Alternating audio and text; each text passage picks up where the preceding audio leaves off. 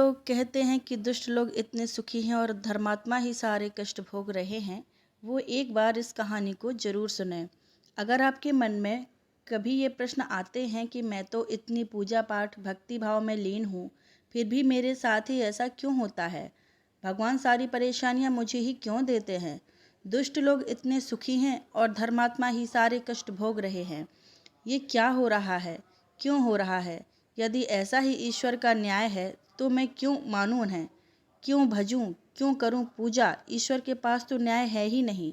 ईश्वर तो निष्ठुर हैं, पत्थर की मूर्तियों में बस के पत्थर हो गए हैं, आदि आदि। ऐसे प्रश्न अक्सर लोगों के मन में आते हैं, खासकर तब जब वे बहुत परेशान होते हैं और दूसरों को सुखी देखते हैं।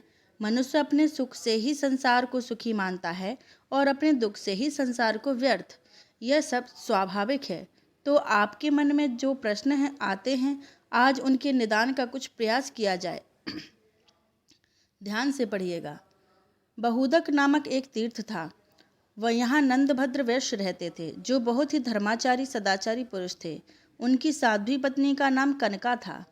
नंदभद्र चंद्रमौली भगवान शंकर के बड़े भक्त थे। बहुदक में कपिलेश्वर महादेव के नाम से प्रसिद्ध शिवलिंग था।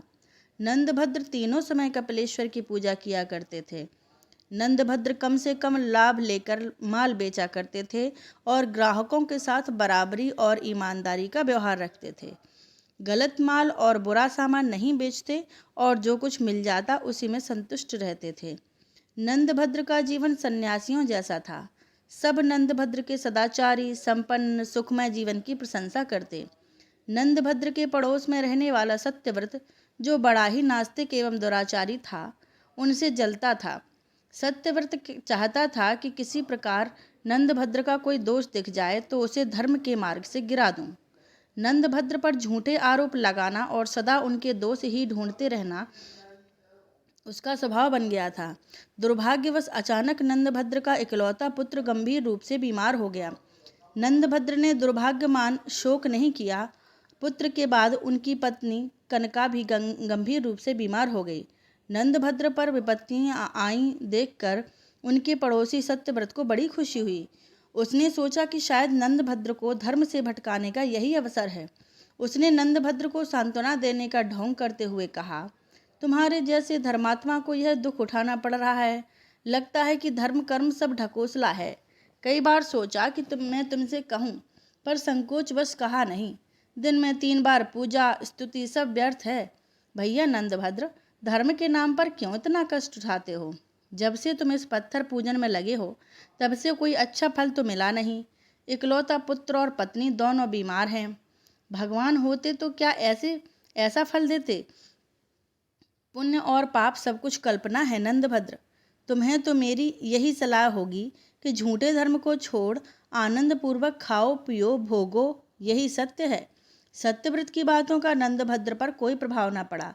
वह बोले, सत्यव्रत जी, आप अपने आप को ही धोखा दे रहे हैं। क्या पापियों पर दुख नहीं आते? क्या उनके पुत्र स्त्री बीमार नहीं होते? जब सज्जन दुखी होता है तो लोग सहानुभूति जताते हैं, पर दुराचारी के दुख पर कोई सहानुभूति नहीं दिखाता। अतः धर्म पालन करने वाला ही ठीक है। अंधा सूर्य को नहीं जानता, पर सूर्य तो है। ईश्वर के बिना संसार का संचालन नहीं हो सकता। सत्यव्रत ने उसे टोक कर पूछा, देवता हैं तो दिखाई क्यों नहीं देते? नंदभद्र ने कहा, देवता आपके पास आकर याचना नहीं करेंगे कि हमें आप मानिए। बातचीत बहस में बदलने लगी। नंदभद्र अधिक विवाद नहीं चाहते थे, उठकर चले गए। पर उनके मन में यह विचार आया कि भगवान सदाशिव का साक्षात दर्शन करके पूछूं कि आपके बनाए संसार में सुख दुख जन्म मरण आदि क्लेश क्यों हैं, यह दोष रहित क्यों नहीं है। नंदभद्र शिव मंदिर आए। कपिलेश्वर लिंग की पूजा कर भगवान के आगमन की प्रतीक्षा करने लगे। सोच लिया कि जब तक भोलेनाथ दर्शन नहीं देंगे तब तक मैं ऐसे ही खड़ा रहूंगा। लगातार 3 दिन और 3 रात नंदभद्र वैसे ही खड़े रहे। चौथे दिन एक बालक उस मंदिर में आया। वह गलित कुष्ठ का रोगी भयानक पीड़ा से कराह रहा था। उसने नंदभद्र से पूछा, आप इतने सुंदर एवं स्वस्थ हैं, फिर भी आप दुखी क्यों लग रहे हैं? नंदभद्र ने अपना संकल्प उसे बताया। बालक ने कहा, अनचाहे का मिलना और मन चाहे का बिछुड़ना, इससे मानसिक कष्ट होता है। रोग और परिश्रम से शरीर को कष्ट होता है। मानसिक कष्ट से शारीरिक कष्ट होता है, और यदि शरीर में कष्ट हो तो मानसिक कष्ट होना स्वाभाविक ही है। दोनों एक दूसरे के साथ जुड़े हुए हैं। फिर क्या किया जाए? नंदभद्र ने पूछा। बंधुवर, औषधि से शारीरिक कष्ट दूर होते हैं, पर मानसिक कष्ट तो ज्ञान से ही दूर होता है। मस्तिष्क को यदि ज्ञान की सही खुराक दी जाए तो वह कष्ट मुक्त हो जाता है। बालक से ज्ञान भरी बात सुनकर नंदभद्र ने फिर पूछा, ज्ञानी बालक, आपकी बात से सहमत हूँ, पर एक प्रश्न है।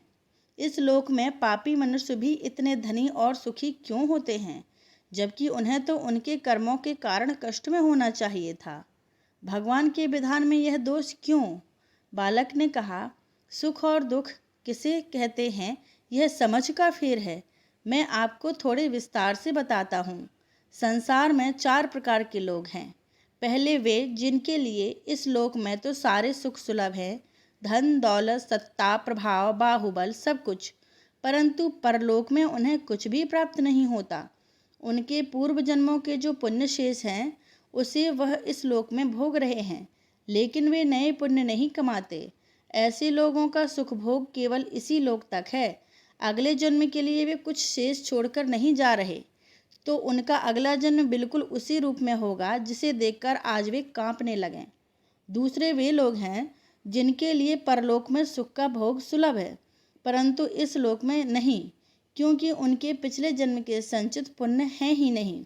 वे तपस्या करके नए पुण्य कमाते हैं, उससे परलोक में सुख का भोग प्राप्त होगा।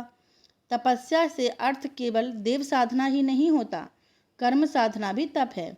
उचित कर्म किसी भी तप से कम नहीं, क्योंकि इस संसार में रहते हुए सही मार्ग पर चलना कठोर साधना से ज़्यादा कठिन है। तीसरे वे लोग हैं जिनके लिए इस लोक में भी और परलोक में भी सुख भोग मिलता है, क्योंकि उसका पहले का किया हुआ पुण्य भी विद्यमान है, और इस लोक में आकर भी वे उत्तम मार्ग का अनुसरण करते हुए कर्म तप से नए पुण्य बनाते रहते हैं। ऐसे लोग कोई ही होते हैं। चौथे वे जिनके लिए ना तो इस लोक में सुख है और ना परलोक में, क्योंकि उनके पास पहले का कोई पुण्य संचित तो है नहीं, और इस लोक में भी वे पुण्य कमा नहीं रहे। ऐसे नीच जनों को धिक्कार है। वे सर्वदा त्याग के योग्य हैं और इस लोक में अपमानित होते हुए ही जीवन बिताते हैं, और ना जाने कितने जीवन ऐसे ही बीतेंगे तब तक जब तक कि मेरी तरह उन्हें किसी तपस्वी का मार्गदर्शन ना प्राप्त हो जाए। इसलिए हे वैश्यवर, आप अपने पड़ोसियों मित्रों द्वारा कही बात को मन में रखो ही नहीं, उन्हें तो अपने कान में भी प्रवेश ना करने दो। आप इस जन्म में भगवान सदाशिव के भजन में लग जाएं, जिससे आप जन्म के बंधन से ही मुक्त हो सकते हैं। एक छोटे बालक के मुख से ऐसी ज्ञानमयी और रहस्यपूर्ण बातें सुनकर नंदभद्र बड़े प्रसन्न हुए। उनका सारा भ्रम, सारी शंका का निवारण हो चुका था। उन्होंने चकित होकर पूछा, आप कौन हैं? अपना परिचय दें। आप यहाँ कैसे पधारे हैं? आपने मेरे सब संदेहों को दूर कर दिया। इतनी कम आयु में इतना ज्ञान आपको कैसे सुलभ हुआ? बालक ने कहा, पूर्व जन्म में अहंकारी पाखंडी व्यभिचारी था, जिसके चलते मैं वर्षों से नीच योनियों में भटका। भगवान व्यास देव की ऐसी कृपा कि वे हर योनि में मुझे मुक्ति मार्ग बता देते हैं। उन्होंने ही मुझे आपके पास भेजा है। मैं 7 दिन के बाद इसी तीर्थ में मरूंगा। आप मेरा अंतिम संस्कार कर दीजिएगा। वैश्यवर, ज्ञान का आयु से कोई संबंध नहीं है। ईश्वर को जिसे ज्ञान प्रदान करना होता है, जिसे माध्यम बनाकर उसे अपने भक्तों को जागृत करना होता है, उसे चुन लेते हैं। वह कोई भी हो सकता है, मेरे जैसा कुष्ठ पीड़ित भी, जीव भी। अतः सहज भाव से स्वीकार करना चाहिए, और ज्ञान जिससे भी मिले उसके प्रति विनीत रहना चाहिए। ऐसा करने से ईश्वर सदा आपको ज्ञानवान बनाए रखते हैं, किसी न किसी को भेजते रहते हैं। इतना बताकर उस बालक ने सूर्य मंत्र का जप करना आरंभ किया। कुष्ठ के निवारण के लिए सूर्य मंत्र का जप ही किया जाता है। भगवान श्री कृष्ण के पुत्र सांब ने भी सूर्य की उपासना से कोढ़ से मुक्ति पाई थी। 7वें दिन उस बालक ने अपने प्राण त्याग दिए। नंदभद्र ने विधि पूर्वक उसका अंतिम संस्कार किया। नंदभद्र को जीवन की सच्चाई और सार्थकता का बोध हो गया था। शेष जीवन उन्होंने भगवान शिव और सूर्य की उपासना में लगा दिया तथा अंत में जीवन मरण से मुक्ति पाकर भगवान शिव का साक्षात्कार प्राप्त किया। स्कंद पुराण की इस कथा से आपके मन के बहुत सारे भ्रम दूर हुए होंगे, ऐसी ही आशा है। आपको जीवन में क्या मार्ग अपनाए रखना है, इसका भी संकेत मिला होगा। पुराणों की कथाओं में जीवन के अनमोल रहस्य सांकेतिक रूप से दिए गए हैं। इस चैनल के माध्यम से मैं यही प्रार्थना करती हूँ कि कथा से ज़्यादा कथ्य यानी जो बात कहने की कोशिश की गई है उसे समझा जाए, बताया जाए, अपनाया जाए। धन्यवाद।